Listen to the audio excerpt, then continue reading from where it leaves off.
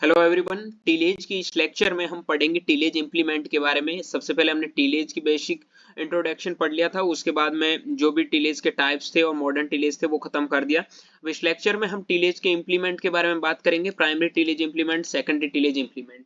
ये लेक्चर का पीडीएफ है, वो आपको टेलीग्राम ग्रुप पे मिल जाएगा। टेलीग्राम का लिंक है नीचे डिस्क्रिप्शन बॉक्स में मेंशन है, वहां जाके ज्वाइन हो जाइए। ठीक है, तो चलिए स्टार्ट करते हैं हम टीलेज के इंप्लीमेंट के बारे में। सबसे पहले हम बात करते हैं टीलेज इंप्लीमेंट होते क्या है। ठीक है, तो ये आ गया हमारा मॉडर्न टीलेज। मॉडर्न टीलेज भी हमने कंप्लीट कर लिया। उसके बाद में टीलेज इंप्लीमेंट।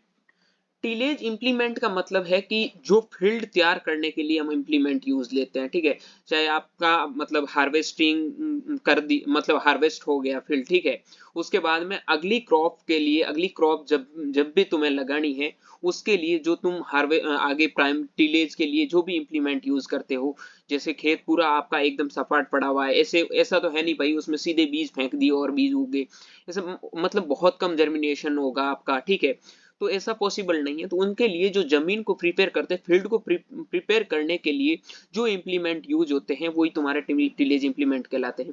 तो टीलेज इंप्लीमेंट में हम पढ़ रहे हैं primary tillage implement, secondary tillage implement, layout और सीड बेड, उसके बाद में इंटर कल्टीवेशन। ठीक है, या फिर इंटरकल्चरल ऑपरेशन के लिए जो भी आपके इंप्लीमेंट होते हैं उसके बारे में। तो प्राइमरी टीलेज का मतलब होता है, देखो आपका फील्ड एकदम पूरा खाली पड़ा हुआ है, हार्वेस्टिंग के बाद में आपने फील्ड में कुछ भी नहीं किया है और उसमें तुम जुताई कर रहे हो, मतलब डीप फ्लोइंग करनी है तुम्हें। ठीक है, तो उस कंडीशन में तुम प्राइमरी टीलेज यूज करते हो।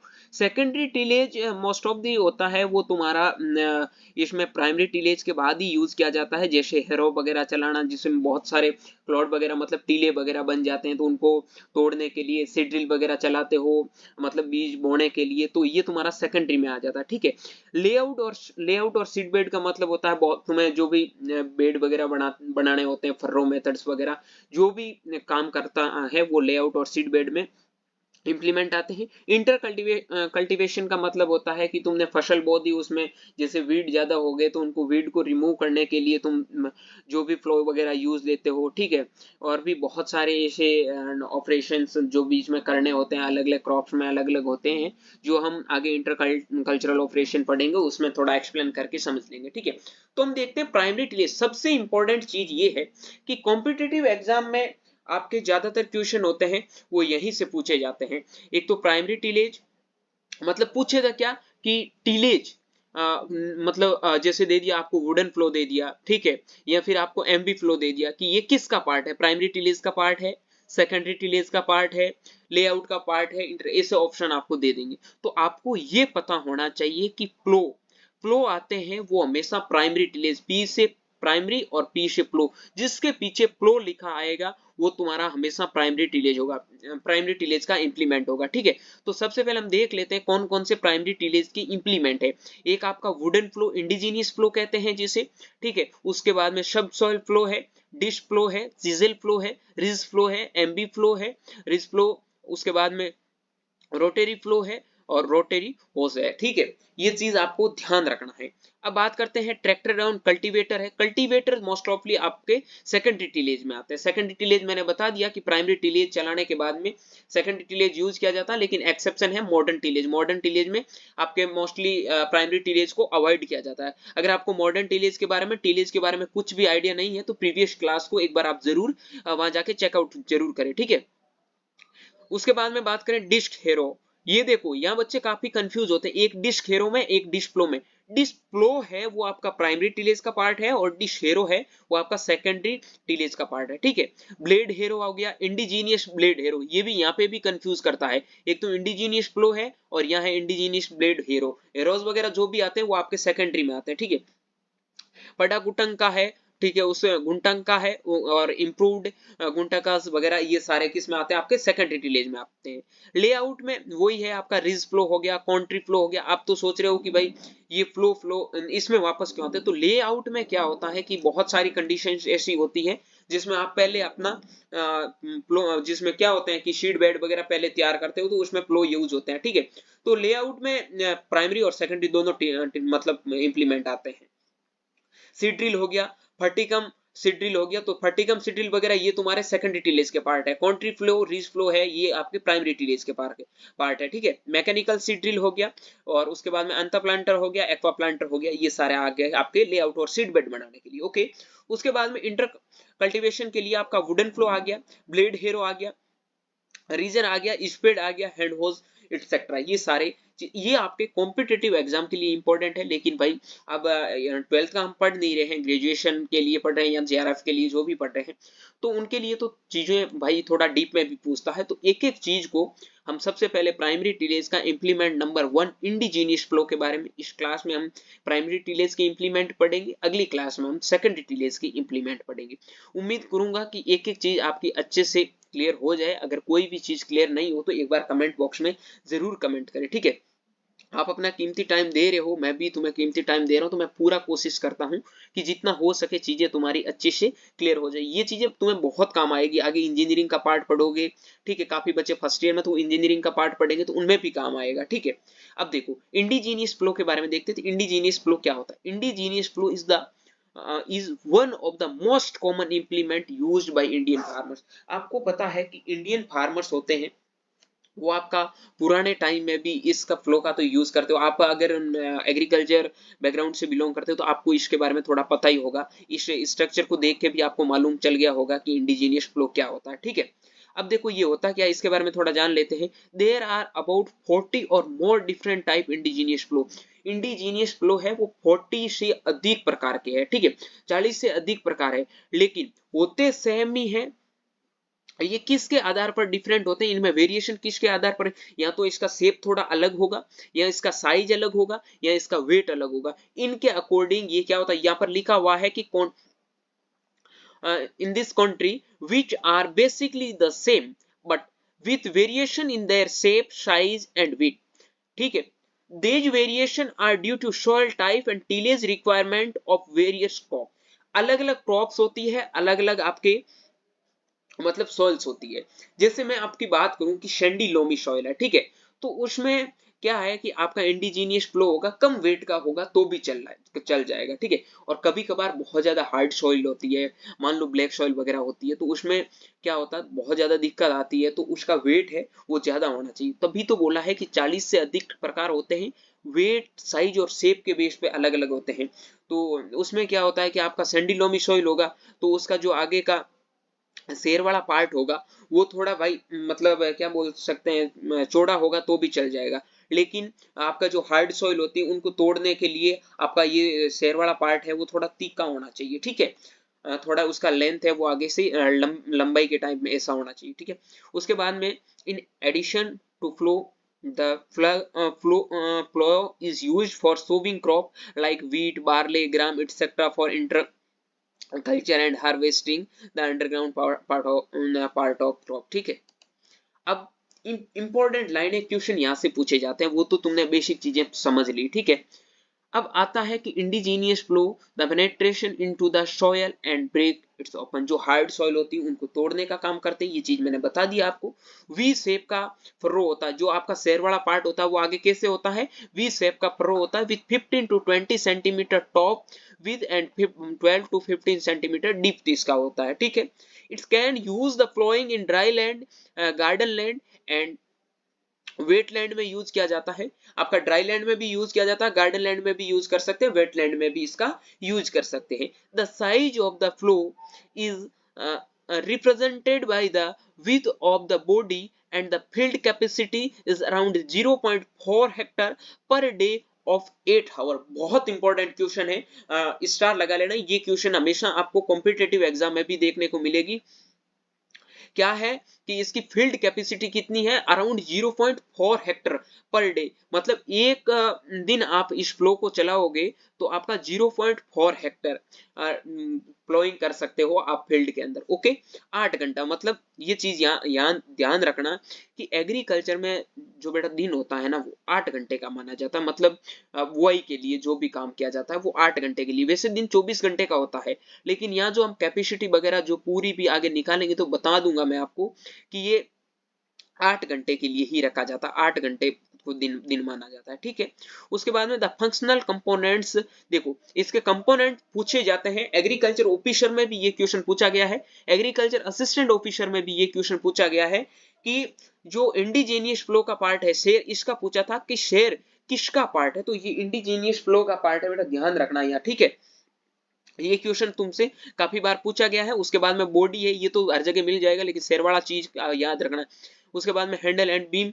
उसके बाद में except share all other part are made up of wood in village local artisans make the plough and supply the farmers. देखो गांव में आप बहुत सारे ऐसे होते हैं जो फर्नीचर का काम वगैरह करते हैं, वो ये तुम्हें फ्लो वगैरह बना के दे देंगे, ठीक है। These plough are also called as country plough, ये भी इंपॉर्टेंट पार्ट है। इसके देखो 3 नाम हो गए, एक तुम्हारा कॉन्ट्री फ्लो हो गया, ठीक है। उसके बाद में इंडिजीनियस फ्लो हो गया, ठीक है। और जो इंडियन फार्मर्स के लिए कॉमनली यूज लिया जाने वाला होता है, ये चीजें मैंने आपको पहले और भी बताई थी कि वुडन फ्लो कह दो क्योंकि लकड़ी का बना होता है, ठीक है।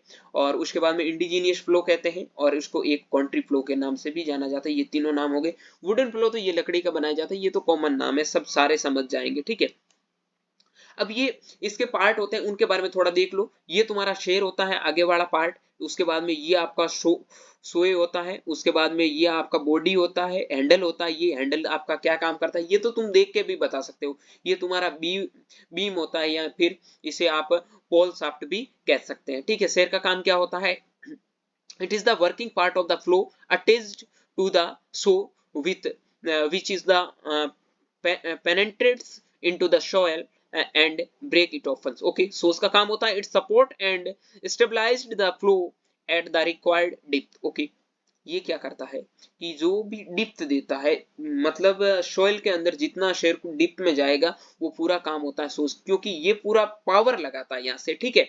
उसके बाद में ये बॉडी जो पूरी बनी होती है यही है। उसके बाद में बीम क्या होता है? It is a long wooden pieces which connect the main body of the flow to the yoke. Okay, उसके बाद में हैंडल जो पकड़ने का काम करते हैं। ओके डन, ये चीजें आपकी अच्छे से समझ में आ गई। इंडिजीनियस फ्लो आपका समझ में आ गया। अब इंपॉर्टेंट फ्लो आता है जो आजकल मॉडर्न में चल रहा है, एमबी फ्लो, ठीक है, जिसे आपका मोल्ड बोर्ड फ्लो भी कहते हैं। A mouldboard plough is very common implement used for primary tillage operation. The flow perform several function at a time.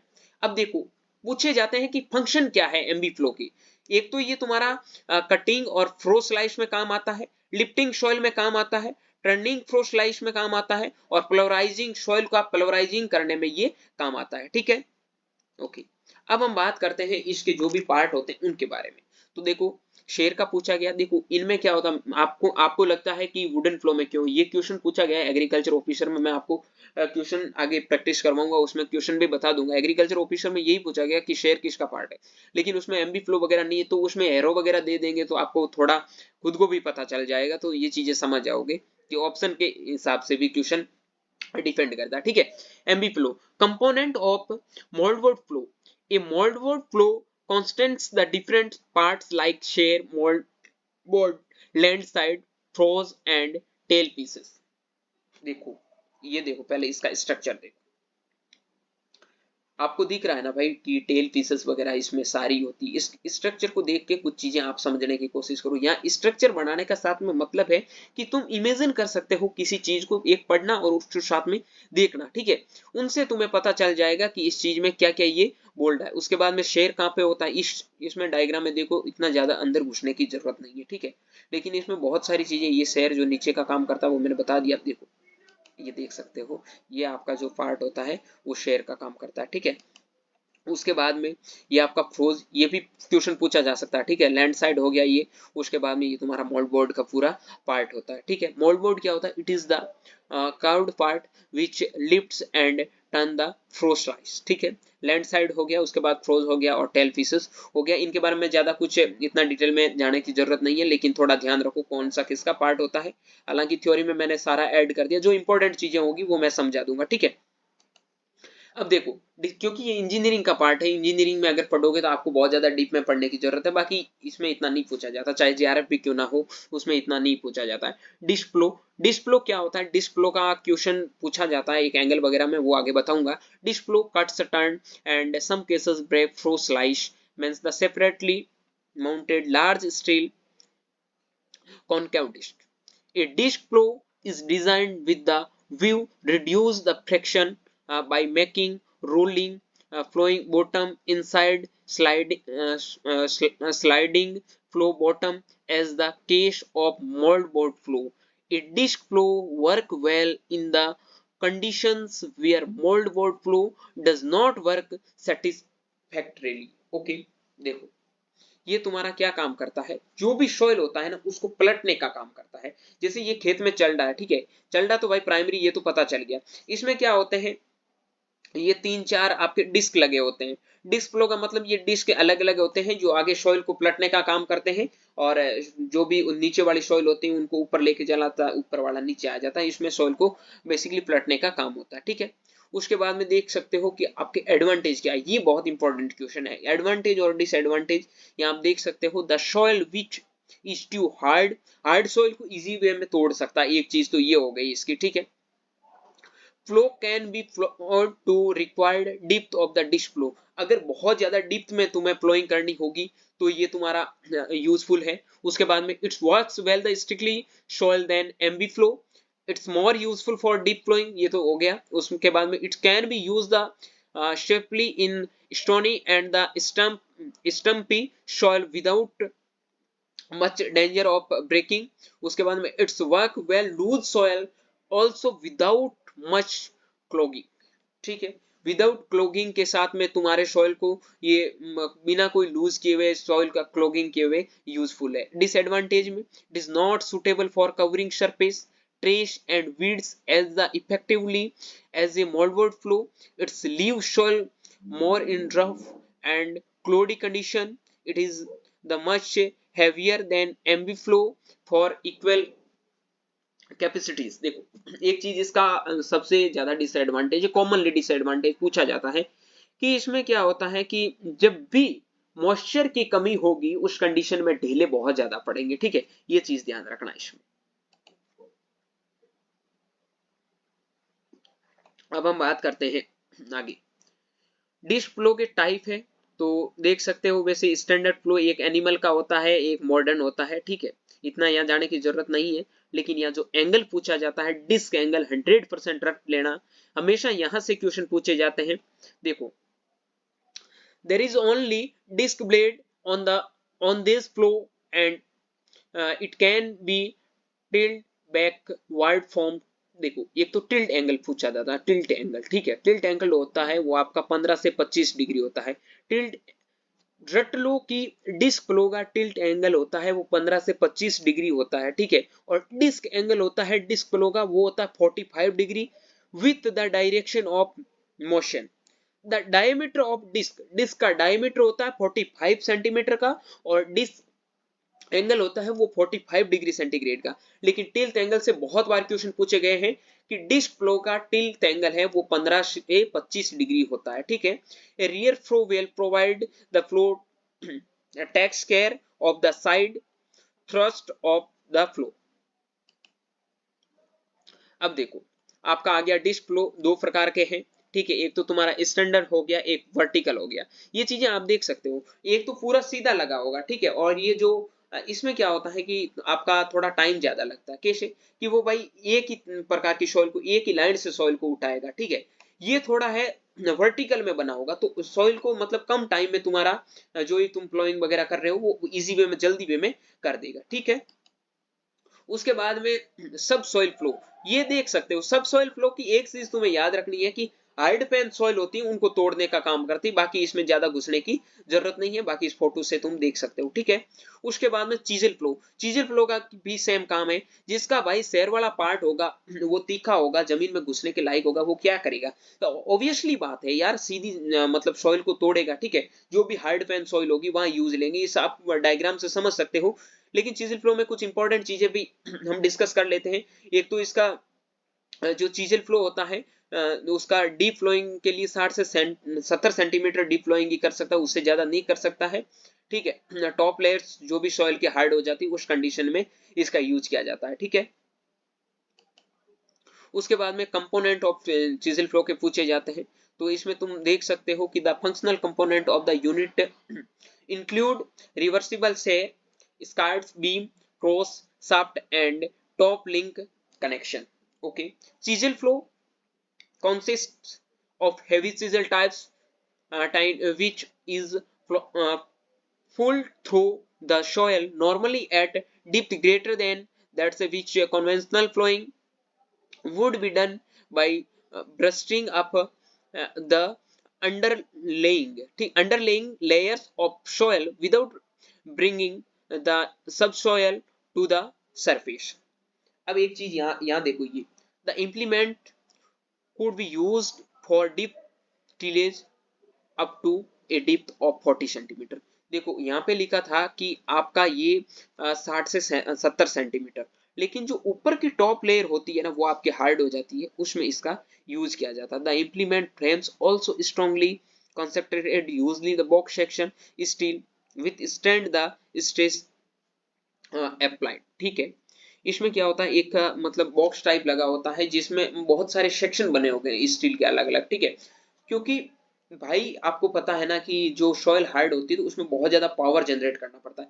हालांकि ये मॉडर्न है तो ट्रैक्टर के पीछे चलता है, ऐसे खींच के तो हम चला नहीं सकते हैं, तो इसमें अलग अलग बॉक्स में अलग अलग सेपरेटली सेक्शन बने होते हैं जिनमें से इजी वे में जो हल है वो टूट नहीं सकता है। ठीक है, अब आपका रोटेटरी फ्लो हो गया और रोटेटरी टीलर्स हो गया। तो रोटेटरी फ्लो और रोटेटरी टीलर्स क्या करता है उसके बारे में थोड़ा देख रहे हैं। ये तो आपका रोटेटरी फ्लो है, इनके बारे में समझा देता हूँ। ये बोल रहा है कि आपका जो भी the deep cut up to 12 to 15 centimetre. ठीक है, it is the suitable for light soil। light soil में ये suitable है। rotatory flow cuts the soil and polarize it, the cutting of the soil done the either blades or thin। देखो time इसमें होता क्या बेटा कि जो भी आपका मतलब लाइट सॉइल होता है उनमें पहली बात तो यूज किया जाता है, और सॉइल का पल्वराइजेशन करने के लिए। और जो भी बहुत लाइट सॉइल होता है, ऐसे नहीं हैवी सॉइल में इसको डाल दिया क्योंकि उसकी पत्तियां काम करनी भी बंद कर देगी। ब्लेड टाइप लगी होती है जो सॉइल को अच्छे से क्या बोलते हैं कि छन्नी की तरह ऐसा छान के ऊपर से नीचे कर देता है, सॉइल को एकदम आपका सैंडी लोमी की तरह बना देता है। ठीक है, अब रोटेटरी फ्लो में देखो, the rotary cultivator widely considered to the most important tool of the provides fine degree of the polarization, enabling the necessary rapid and the intimate mixing of the soil based reduction in the traction demand by the tractor driving wheels due to the ability of the soil working blade to provide some forward thrust of the cultivating outfit। अब देखो मशीनों की तो भाई जरूरत होगी, सीधा तो ये चलेगा नहीं, इसमें बहुत सारी पत्तियां लगी होती। क्या कभी कभार तुम्हारे बहुत ज्यादा हार्वेस्टिंग करते हो ना तो तुम कचरा वगैरह खेत में छोड़ देते हो। ठीक है, तो उसमें दूसरे जो इंप्लीमेंट होते हैं उनको वो सही से काम नहीं कर पाते। ये पूरे अच्छे से तोड़ के तुम्हें उन्हें मैन्योर के रूप में तुम्हें अच्छे से आगे दे सकता है, मतलब एक अच्छा उत्पाद के रूप में दे सकता है। मैन्योर का उत्पाद है वो तुम्हें ये इजी वे में दे सकता है। ठीक है, the functional component include times rotor, और उसके बाद में तुम्हारा ट्रांसमिशन सिस्टम हो गया, यूनिवर्सल जॉइंट हो गया, लेवलिंग बोर्ड हो गया, उसके बाद में चाइल्ड हो गया, डेप्थ कंट्रोल अरेंजमेंट हो गया, क्लच हो गया। ठीक है, एंड ट्री पॉइंट लिंकेज हो गया। ये यहाँ से पूछे जाते हैं, थोड़ा फंक्शन के बारे में ध्यान रखना। Directly mounted the tractor with the help 3 point linkage, यहाँ पर ये 3 पॉइंट होते हैं, यहाँ से तुम्हारा पूरा इसको जोड़ा जाता है। ठीक है, अब देखो बेसिन लिस्नर इतना कुछ खास नहीं है, थोड़ा बहुत देख लो। The basin lister is a heavy implement with 1 or 2 mould board और सॉल्व्स। ठीक है, अब आते हैं सेकेंडरी टीलेज। तो क्लास बहुत ज्यादा लंबा हो जाएगा, सेकेंडरी टीलेज है वो अगले लेक्चर में हम पढ़ेंगे। सेकेंडरी करने के बाद में हम एक नया चैप्टर स्टार्ट करते हैं। हम कंटिन्यू करेंगे, थोड़ा कोई वर्क होने की वजह से बीच में डिसकंटिन्यू हो गई, कोई ना, आप कंटिन्यू साथ में बने रहिए। उम्मीद करता हूँ कि प्राइमरी टीलेज की सारी चीजें समझ में आ गई है। एक बार आपकी मैं चीजें हैं वो थोड़ी और क्लियर कर देता हूँ वापस जाके। देखो सबसे पहले हमने पढ़ा था, यही देख लेते हैं, वुडन फ्लो, इंडिजीनियस फ्लो। ये जितने भी यहाँ पे आपको दे रखे हैं ये सारी चीजें मैंने आपकी क्लियर करवा दी। ठीक है, 1 मिनट का और टाइम लेंगे। वुडन फ्लो और इंडिजीनियस फ्लो जो लकड़ी का बना होता है, सब सॉइल जो आपके हार्ड सॉइल को तोड़ने का काम करते हैं। एक इनके है ना बेटा फंक्शन याद रखना, क्या फंक्शन होते हैं इनके और इनके कौन कौन से पार्ट होते हैं, पार्ट से क्वेश्चन पूछे जाता है। ठीक है, डिस्क फ्लो में आपको एंगल याद रखना है। एक तो आपका टिल्ट एंगल है वो आपका 15 से 20 डिग्री वाला वो याद रखना है, और एक इसका जो एंगल होता है डिस्क एंगल होता है वो 45 डिग्री का होता है, वो याद रखना। चीजल फ्लो भी आपका हार्ड सॉइल होता है, 60 से 70 सेंटीमीटर तक हार्ड सॉइल होता है, उसको तोड़ने का काम करता है। रिज फ्लो भी, रिज फ्लो का क्या होता है, बेसिकली वो एक फ्लो का रूप दे देते हैं, ठीक है, वो आगे रिज मेकर वगैरह पढ़ाऊं तक उसमें बता दूंगा। और एमवी फ्लो, मोल्डवर्ड फ्लो होगा जो आप आजकल कॉमनली चलने लग गया, मॉडर्न में ट्रैक्टर वगैरह उनके साथ में यूज लिया जाता है। और उसके बाद में रेजर फ्लो है, रोटेटरी फ्लो है, ये आपके जो भी लाइट सॉइल होती है उनमें यूज लिया जाता है, ठीक है। तो ये सारी चीजें हम क्लियर हो गई। अब सेकंड प्लेज में हम जो भी कल्टीवेटर्स हैं आपके हेरोज वगैरह, बहुत सारे हेरो के बारे में पढ़ने हैं, क्योंकि हेरोज से कॉम्पिटेटिव एग्जाम में ये जो एंगल वाले क्वेश्चन है उनके फंक्शन है, ठीक है, यहाँ से क्वेश्चन पूछे जाते हैं। तो उम्मीद करता हूँ ये लेक्चर आपको अच्छे से समझ में आया है। अच्छे से समझ में आया तो इस लेक्चर को लाइक जरूर कर दे और अपने दोस्तों के साथ में शेयर जरूर करें। मिलेंगे अगली क्लास में, तब तक के लिए स्वस्थ रहे, मस्त रहे, देखते रहिए एशियल ग्रुप ऑफ एग्रीकल्चर का यूट्यूब चैनल माई चौधरी BHU के साथ। Thank you very much.